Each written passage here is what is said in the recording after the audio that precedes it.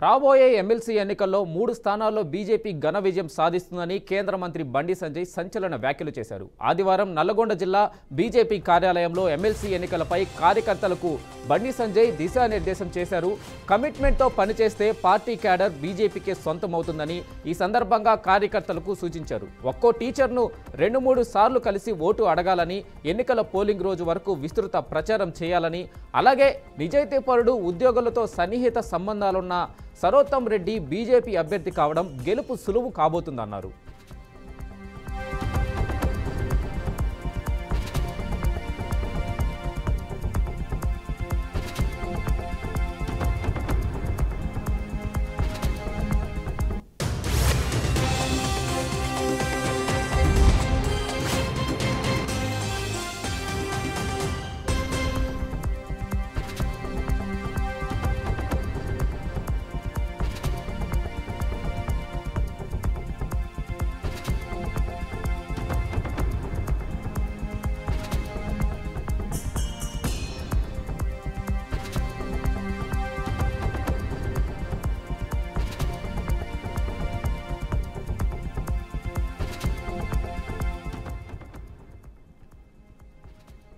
రాబోయే ఎమ్మెల్సీ ఎన్నికల్లో 3 స్థానాల్లో బీజేపీ ఘన విజయం సాధిస్తుందని కేంద్ర మంత్రి బండి సంజయ్ సంచలన వ్యాఖ్యలు చేశారు.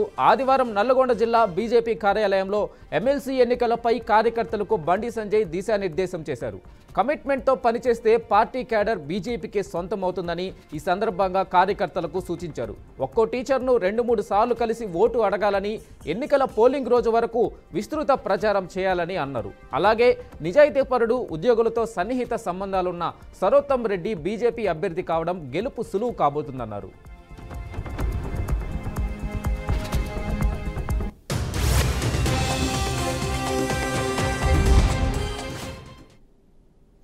నేతృత్వంలో ఈ తెలంగాణ రాష్ట్రంలో అనేక ఉద్యమాలు చేసినాం, అనేక కార్యక్రమాలు చేసినాం. వారు అభ్యర్థులు ప్రకటించారు, దానికి అనుగుణంగా పనిచేస్తామని.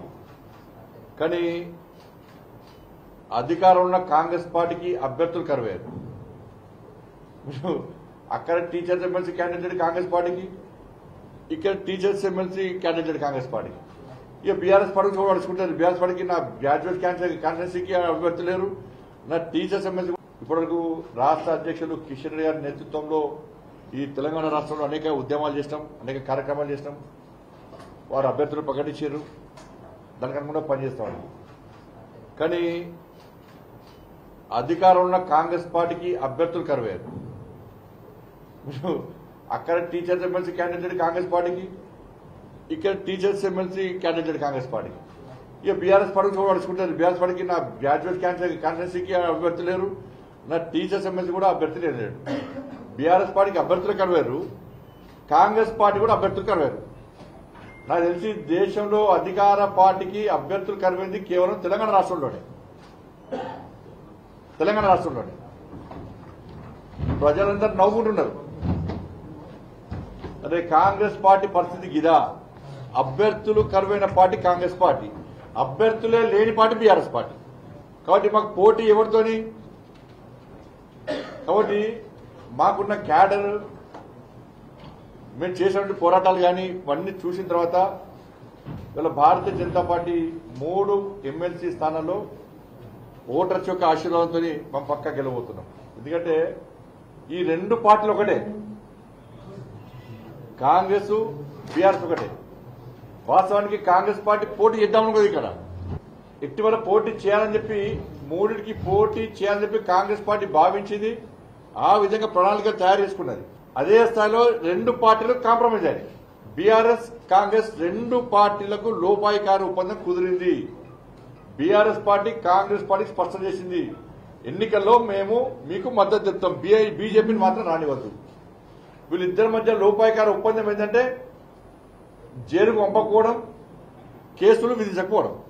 మీరు చూడండి, కాళేశ్వరం కేసు, కాళేశ్వరంలో కేసీఆర్ జైలుపోతాడు, హరీష్ రావు జైలుపోతాడు, వీళ్ళు జైలుపోతారు, వాళ్ళు జైలుపోతారు అని చెప్పి అనుకున్నారు.